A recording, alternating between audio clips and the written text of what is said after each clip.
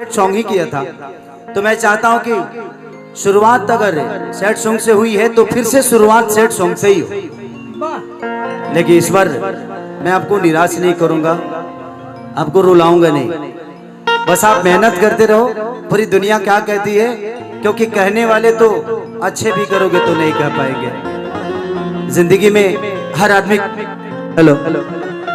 जिंदगी में हर आदमी को प्रूफ करना मतलब बेवकूफी है। जब हमारी शादी हो जाती है और जब हम अपने पत्नी को मानने लगते हैं तो अपने माँ बाप के नजर में बुरे हो जाते हैं। लेकिन अगर पत्नी को छोड़ के माँ बाप को मानने लगते हैं तो पत्नी के नजर में बुरे होते हैं कि इसको तो अपने माँ बाप से ही प्यार है, मुझसे नहीं। तो इस दुनिया में सबको प्रूफ करना कोई मतलब है नहीं। आप अपने बेहतर करते रहो, जिसको आपको समझना होगा वो समझ लेगा, जिसको नहीं समझना होगा समझा के समझाने का मतलब नहीं है। और समझदार से समझदारी करना बेवकूफी है। जिंदगी में रिश्ते निभाने के लिए एक बड़े आदमी को क्या से क्या करना पड़ता है, शायद ये मैं महसूस कर चुका हूं। मेरे हर वो रिश्ते मुझे तभी टॉर्चर करते हैं जब ये पूरी दुनिया टॉर्चर करती है। क्योंकि मैं अगर बुरा होता हूं तो सिर्फ दुनिया के नजर में नहीं बल्कि अपने फैमिली के नजर में भी बुरे हो जाता हूं। तो जिंदगी में जो भी आदमी बड़ा हुआ है ना, बड़ा जब हुआ है तो उसके साथ कोई नहीं था। भैया अन्नू भाई, thank you Annu, thank you.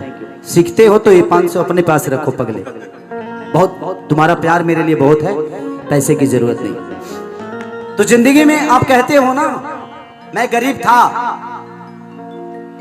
और बहुत गरीब था, पढ़ा नहीं। किताब पढ़ने वाले लोग शब्द के साथ चलते हैं, लेकिन जिंदगी पढ़ने वाले लोगों के साथ शब्द चलता है।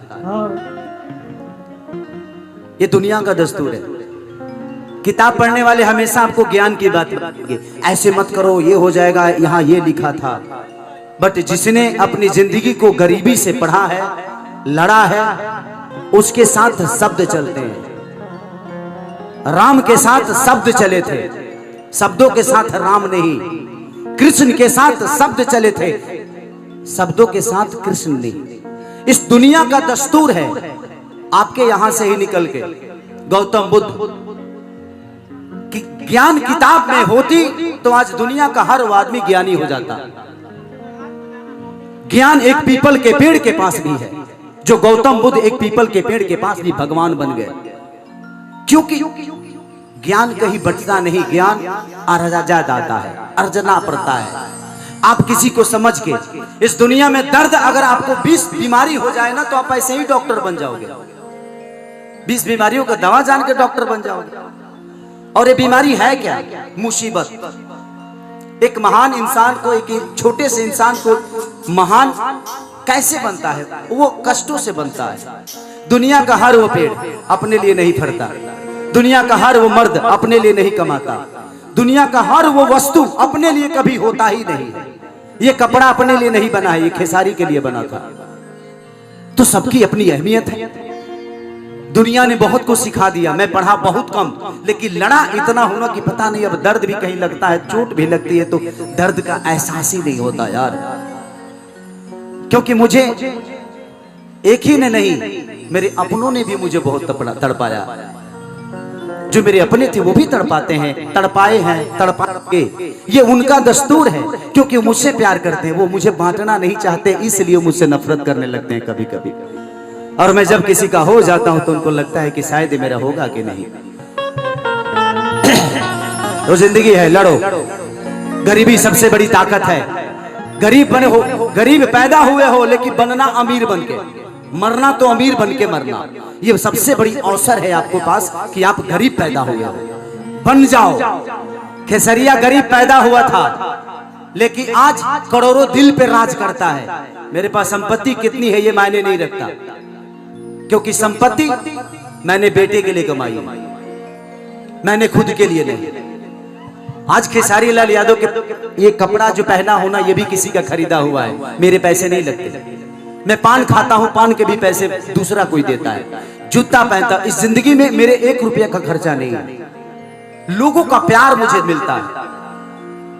आज दुनिया में मैं सबको आज एक बड़ी सीख बता के जा रहा हूं। किसी से लड़ना मत, बेटे के लिए, बहू के लिए, बेटी के लिए। जिंदगी में कोई किसी का नहीं है।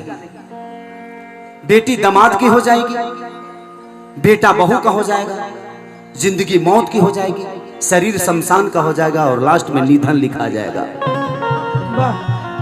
सही बात। तो जब कोई किसी का है नहीं है तो लड़ना किसके लिए यार? मैं नहीं लड़ता, मेरी बीवी मुझसे लड़ती है, मैं हंसता हूं क्योंकि ठीक है यार, वो लड़ती है, उसकी आदतों में लड़ना है, लड़ रही है। मैं, मेरी आदतों में नहीं है, मैं नहीं लड़ूंगा, मैं हंसता हूं। कोई जरूरी नहीं कि मैं उसका जवाब दूं। मेरे पापा मुझे डांटते हैं, उनका कर्तव्य है, उनका काम है डांटना, डांटने दो। तो बर्दाश्त करना सीखो जिंदगी में, उससे बेहतर खूबसूरत जिंदगी नहीं होती। और उस शब्द में उतनी ताकत नहीं कि हमारे बीवी से हमको अलग कर दे।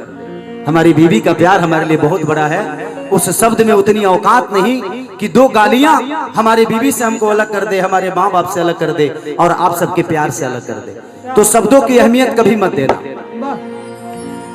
अपने रिश्तों की अहमियत देना, अपनी माँ की अहमियत देना, अपने पिता की अहमियत देना, समाज की अहमियत देना, इंसान की अहमियत देना। शब्दों की गरिमा नहीं होती है, बोलने का तरीका गलत हो जाता है, वो शब्द गलत हो जाता है। नहीं तो हम किसी को अपने किसी साले को ही गाली दे रहे, खा रहे बहन बोलते हैं ना, हाँ। लेकिन उसी को हंस के बोले तो उसको मजाक लग गया। लेकिन उसी बात को कार्य बहन वो सीरियस अगर हो गया ना तो पता चला वो गाली बन गई।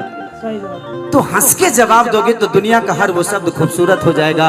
अगर उसी को गुस्से में बोलोगे तो दुनिया का अच्छे से अच्छे शब्द भी बुरा हो जाता है, बोलने का शैली बुरा होता है। तो आ जाओ सोमी, आओ।